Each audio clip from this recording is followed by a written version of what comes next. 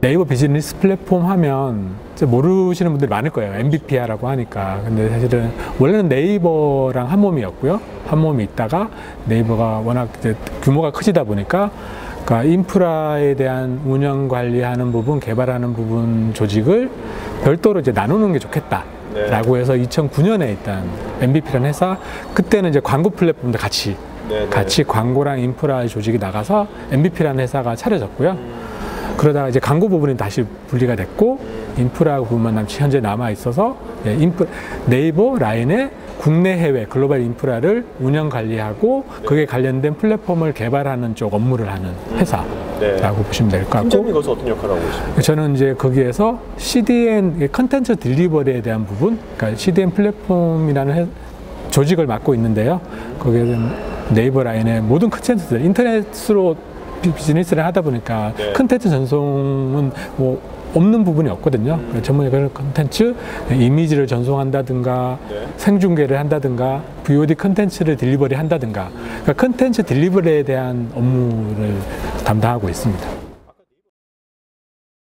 불과 5년 전만 해도 사실은 이미지 쪽, 이미지라든가 광고 이미지, 뭐 그런 쪽의 영상, 그런 쪽의 전송, 그런 게 좀 많았어요. 그러다가 한 5년 전 정도 되나요? 그 스마트폰 보급이 많아지면서 VOD에 대한 수요가 늘어나고 또 해상도가 올라가다 보니까 자연스럽게 규모가 커지고요.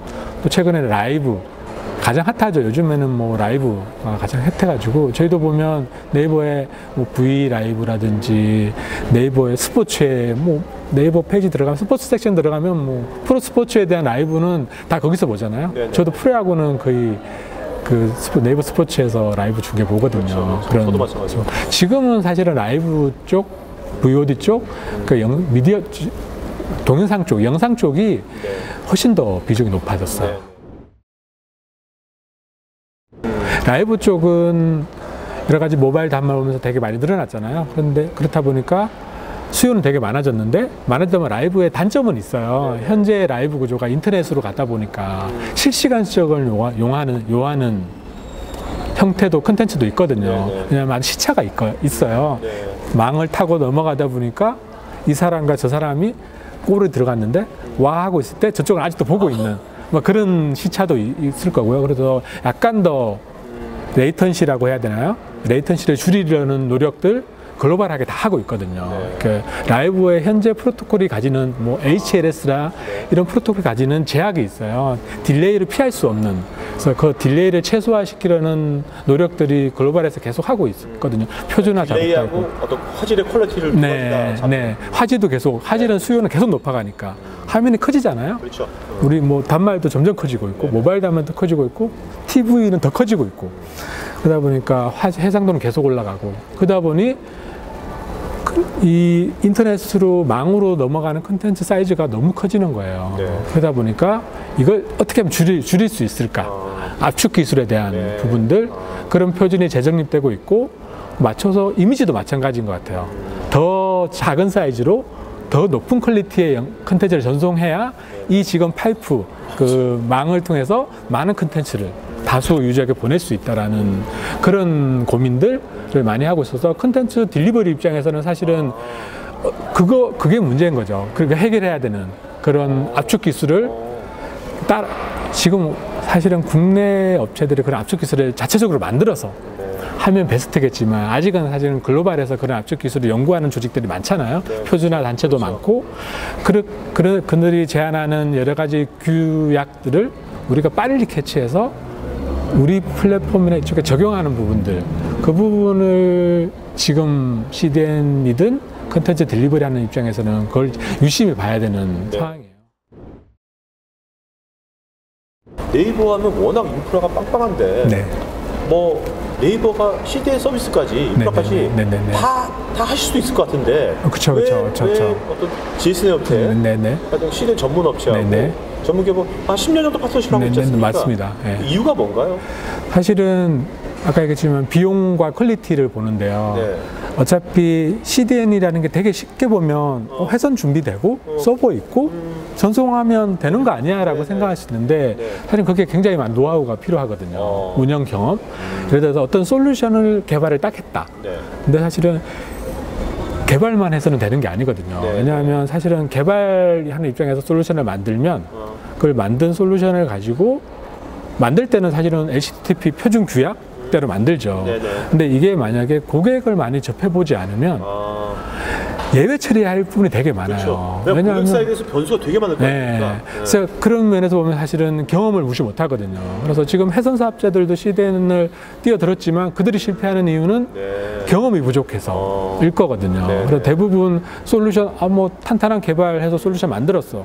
하지만 하다 보면 예외 사항이 너무 많이 발생하는 거예요. 그 예외 사항을 또 네이버 같은 입장에서는 MB 같은 입장에서는 빨리빨리 대처해야 될 거예요. 그렇죠. 이제 빨리빨리 대처해야 되는데 그런 거에 대한 빠르게 대처할 능력이 없다면 상대방이. 네네, 맞아요. 그러니까 저희도 그런 인력을 배치해서 저희가 경험을 쌓아서 하면 될 수 있겠지만 거기에 또 사실은 솔루션이 있고 인프라만 있다고 되는 게 아니니까 인력과 다 있어야 되니까 우리가 하는 게 더 나을 거냐 아니면 같이 하는 게 나을 거냐를 봤을 때 우리가 일부 하는 게 있지만 용도에 따라서 우리가 직접 챙기는 것도 있지만 기본적인 건 훨씬 더 적은 비용으로 할 수 있는 좋은 퀄리티의 서비스를 받을 수 있다면 받는 것도 뭐 나쁘지 않거든요. MVP는 핵심에만 집중하고. 네네, 맞습니다. 근데 말씀 들어보니까 어떻게 보면 그런 얘기를 CDN에 메이지드 서비스지 않습니까? 단순하게 인프라 하나 보시면 메인 서비스에서 핵심은 그 CDN 그 회사의 핵심 인력일 것 같은데요? 인력이 되게 중요할 것 같아요. 인력이 중요하고요. 아까 얘기했듯이 그런 쌓인 경험을 어떻게 자기들이 쉐어하고 계속 쌓아 나가느냐 이게 되게 중요한 거거든요. 노하우를 내부적으로 쌓인 노하우를 계속 인수인계 할 거잖아요. 뭐 거기도 사람이 뭐 5년, 10년 계속 같은 사람이 가는 건 아니니까 어차피 중간중간에 사람은 바뀔 수 있는데 바뀌더라도 그런 노하우를 바로바로 전수한다면 충분히 뭐 퀄리티 있는 서비스를 제공할 수 있으니까 그런 면에서 보면 사실은 서로 약간의 상생관계인 것 같아요. 왜냐하면 GS 네오텍도 저희랑 같이 하면서 사실은 네이버가 포탈이다 보니까 거의 대부분의 형태의 인터넷 비즈니스는 다 하거든요. 다 하다 보니까 그 인터넷 서비스에서 발생할 수 있는 다양한 예외 케이스를 서로 다 경험한 거예요. 그러다 보니 GS도 자연스럽게 이 인터넷 서비스에서의 전송에 대한 노하우는 가장 많고 그렇죠. 그러다 보니까 업계에서 나름 탄탄하게 성장할 수 있었던 것 같고 말씀 들어보니까 이게 10년이지 않습니까? 네, 맞아요. 10년 동안 강산도 변하는데 엄청나게 변했잖아요, 10년간. 맞아요. 그 10년간에 그 네이버 하면 사실 우리나라에서 가장 다양한 서비스를 하는 집단이잖아요. 그 서비스의 어떤 여러 가지 이슈들을 핸들링하는 경험을 쌓아봤다는 것은 오히려 GS 네오텍이 오히려 네이버한테 엄청 감사해야 될 일이니까. 뭐 그렇게 볼 수도 있어요. 왜냐하면 서로 저희도 GS 네오텍의 도움을 받아서 서비스가 안전하게 안정적으로 제공되는 도움을 받았고요. GS도 사실은 저희와 같이 하면서 파트너로서 같이 계속 하면서 나름의 그 다양한 서비스 케이스를 경험해서 오히려 많은 노하우를 가지게 된 것도 뭐 그거는 부인할 수 없는 거니까 서로 도움을 받았다고 할 수 있죠. 지금 보면 네이버 같은 서비스 사업자가 최소의 비용으로 가장 효율적으로 빠르게 뭔가 서비스를 하려면 진짜 그 경험이 풍부한 믿을 수 있는 그런 CDN 파트너가 있어야지만 그것이 가능하겠네요. 그렇죠. 그래서 저희도 뭐 아까 얘기했듯이 내부적으로 자체하는 것도 있긴 하거든요. 그건 저희 나름 그 기술에 파악하는 목적도 있고 저희도 내부의 인프라 경쟁력이 좀 더 안정적으로 되면 언젠가는 저희도 좀 할 수 있겠죠. 그렇지만 그런 이제 비즈니스 파트너도 계속 같이 가야 되는 또 사회적 책임도 있잖아요. 그래서 같이 성장을 해왔기 때문에 같이 가는. 그럼 지금 GS 네오텍의 그 CDN 그 인프라, 또 메인 서비스 이런 것이 지금 네이버하고 나가면 그 다양한 서비스에 다 적용이 되는 겁니까? 면접 볼 때도 인재 채용한다 하잖아요. 맞아요. 인재 채용하던 것도 뭐 테스트 뭔가 면접 질문 던져보고 하지 않습니까? 그런 것처럼 이제 많은 그 CDN 어떤 그런 쪽에 전문가라고 왔을 때 그 정말 그 어떤 경험 많은 전문가란 거를 감별하는 팁이 있다면 팀장님 하나 좀 공유해 주시죠. 저는 일단 뭐 일단 대화를 할 거잖아요. 대화를 하게 됐을 때 그 사람이 뭐 자랑을 좀 해달라. 장점. 뭘 잘하는지 한번 얘기해달라고 했을 때 그냥 딱 들어보면 느낌치는 게 있어요. CDN에 되게 일반적인 대부분의 업체들이 와서 딱 얘기하는 거 보면 그냥 CDN 소개를 해요. 사실은 CDN이라는 건 저희도 10년의 경험을 했기 때문에 거의 뭐 CDN에 대한 건 저희도 많은 걸 알고 있는데 그냥 단편적인 CDN의 장점에 대한 소개를 하는 경우가 대부분이에요. 약간 그 디테일한 뭔가를 얘기를 하는 경우는 저희가 추가 질문했을 때 좀 당황해요, 대부분. 그런 건 됐고요. 그건 저희도 다 아니까 그런 거 말고 그냥 당신들이 가지고 있는 솔루션의 아키텍처가 어떻게 돌아가는지, 데이터 플로우가 어떻게 되는지, 처리할 수 있는 리퀘스트 어디까지 해보셨는지 이런 얘기를 하면 대부분 약간 좀 당황하더라고요. 그러면 이제 이 사람들도 그냥 겉핥기식으로 밖에 모르는구나. 근데 그럴 수밖에 없는 게 이게 CDN이라는 게 어떤 저희가 하드웨어나 소프트웨어를 이렇게 구매를 하다 보면 테스트를 하잖아요. 그렇죠. 테스트를 할 때 명확히 테스트할 수 있는 어느 정도 테스트 툴도 있고 그렇죠.